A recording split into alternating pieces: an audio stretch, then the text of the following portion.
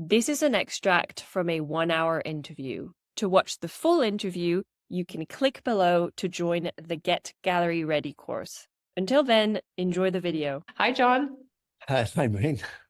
Very nice to be here. Yeah, nice to see you in your cold storeroom. Yes, sorry for all these layers, but it's necessary. I'm in Suffolk at the moment. We have a storage place here, and I opened a gallery up here last summer, which was lovely. And a sort of dream I've always had of doing something outside London. And it's a fantastic storage unit. Do you know what? It's fitting because we're going to talk about the backstage, the real life of a gallery. So we're backstage. Yes, yeah, here you are with the bubble wrap, the nails, the lovely old easel. We're seeing behind the glamour of the private views and the beautiful shows. Yeah. This is where the magic happens. You just mentioned you've recently expanded your gallery, which the main gallery is in London with Spirit Studios on the Suffolk coast. So you've got exhibition spaces and everything.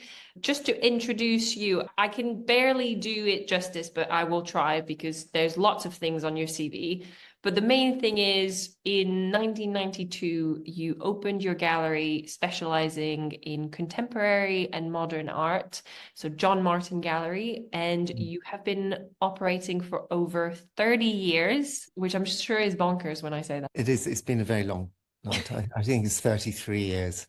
But I was very lucky when I opened. I actually, to be absolutely accurate, I opened a gallery with a business partner, John Thompson. And the early 90s, I'd just left. I'd been to university, art school, and other bits and bobs in the art world, trying to get ahead. I was only 23, 24, very green. And John had another gallery dealing at the time in Victorian watercolors. And we opened the gallery together. He wanted to have a gallery in London. So I said, I'd run it for him. And we found this old gallery, former gallery in Albemarle Street called Newman and Cooling that had closed and was empty.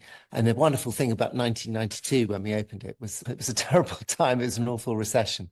But it meant that landlords didn't mind a 23-year-old with no track record taking a lease. Literally the whole of the West End was empty. It didn't bode well for selling pictures. It really took a long time. And it was only gradually I introduced a few contemporary artists, but that's always what I wanted to do. I think just to put it in perspective, particularly if you're an artist now, how much better it is today than it was then. There weren't that many contemporary galleries in London. There were a handful of what I call dealing with international names and a few others, but it was nothing like the opportunities that you have now. Then it was really difficult.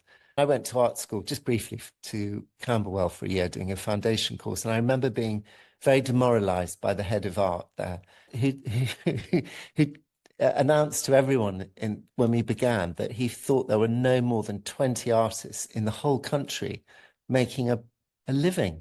This is in the late 80s. I've got more than 20 artists doing quite well. So things are a lot better. I think he was probably exaggerating to put us off, test us. Anyway, he succeeded with me and I went into becoming an art dealer.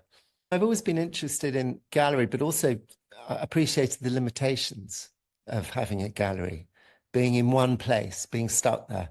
And over the years, you notice the changes. You notice that the West End, those glamorous streets that we all aspire to, don't really pull in people as they used to. You notice how important it is to do art fairs. And how perceptions of galleries, the sort of relative, how collectors weigh you up. It's incredibly complicated. It's a sort of shifting sands that every gallery owner, and I think, and therefore every artist has to try and navigate. But I think art fairs have been really useful to reach an international audience. I think the internet has been extraordinary. The Instagram, for a lot of artists, has just transformed their work and their opportunities. So all these things are there. And yeah, who knows, the traditional gallery model has always evolved and it may morph into something completely different. So art fairs are a huge deal now.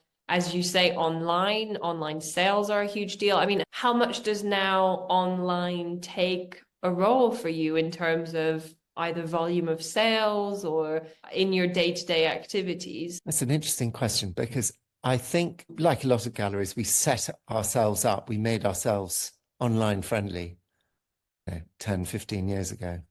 We had a website. For ages, I thought, what's the point of this? I didn't see it.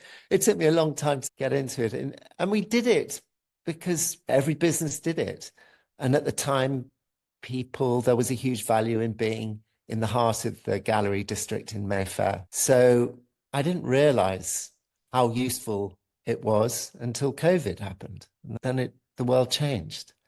And like a lot of galleries, we were incredibly busy. It wasn't just people getting in touch, seeing things they liked, wanting to buy things. It was people's level of interest, the amount of research they did. They had time. They decided, I'm going to be interested in it, or they may have come across someone on Instagram and pursued them to our gallery or another gallery. But they had done a lot of homework. They were really knowledgeable. People's knowledge of contemporary art, their ability to trust their own instincts, I loved. So I think that was a great thing. Can you tell us a bit about what type of media, what type of styles, what types of subject you showcase? Over a 30-year period, you're always going to be taking on artists at different points in that cycle. I don't think I have a house style. I suppose I am really concerned with painting and I suppose a technical skill without being flashy. I love what people paint. I'm not really bothered about whether it's abstract or figurative. I just like the way they do it, the language they use, something original and fresh that's not derivative, where they haven't copied it off another artist. And that's something harder and harder now for artists to find. I think there's so much information coming through Instagram and everything. You see a lot of quite derivative, very good painting, but it is a bit like someone else you've seen. And so, yes, it's in the method of painting, the way they paint. That's the first thing I look for. But I try and keep a fairly broad, inevitably over 33 years, you end up with a very broad church. I suppose I just wanted to hear a bit about the fact that you've got lots of different artists, different styles, different subjects, different ages of artists. There's a sort of whole range. Yes, it's not that sort of very tight curatorial program. But I suppose if I was older, I would have probably instigated. I was young and just anyone I liked, I just brought along and stuck with. I think there's a sense of loyalty that one always has to artists. So inevitably, you end up with a really broad range of artists. I don't regret that at all. We're not a tightly curated gallery. And how do you like to work with artists? So do you represent them exclusively? Do you have a contract? Do you start on consignment? How do you typically like to work? Starting with an artist is always tricky. I like doing solo exhibitions. I find it quite difficult to do group exhibitions. We have done some recently where an external curator came in and did that, and that's been really fun. I really enjoyed doing that. But then they'll bring in some of their artists, some of our artists. We try and put something together. And I think that having someone more objective than me does work. So I like that approach. And I'd like to do a lot more of that. But then I kind of like going into a solo show fairly soon. And I know it'll take a while for their work to stick or to find collectors. So it's a long haul that you're going to go and work together with. So you have to be very careful. It has to be a very good relationship you've got with an artist before you embark on all that. And yeah, and I think you have to prepare them for a very slow progress for success. That's really interesting because in building this course and this program of interviews, I've read literally hundreds of questions from artists. And one of them was, what if you start working with a gallery and it's not an immediate commercial success? Does that mean the gallery is going to drop you? And it's interesting that you're saying, no, that's just part of the course. And we know that before we enter a relationship with you, that these things take time. Yeah, exactly. If I could have one really important thing is from this that artists take away, it's the fact that you've got to think over a lifetime, and actually you've got to think beyond your life.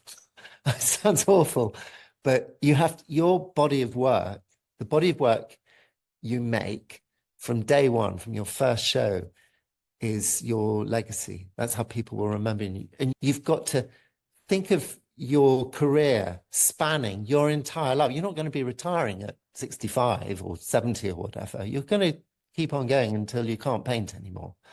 And after that, you will leave a body of work behind that people have got to sort out, look after, and hopefully cherish. And so you've got to take your time. You've got to find the right gallery for you and work slowly. You don't want to be a kind of one-hit wonder, fabulous show, and then it all stops. It's really important to think like that. I think that's a good way of thinking because surprises happen and you may become a huge star in 5 years out of art school, but invariably you won't. And for most artists, it'll be a slow thing that will happen.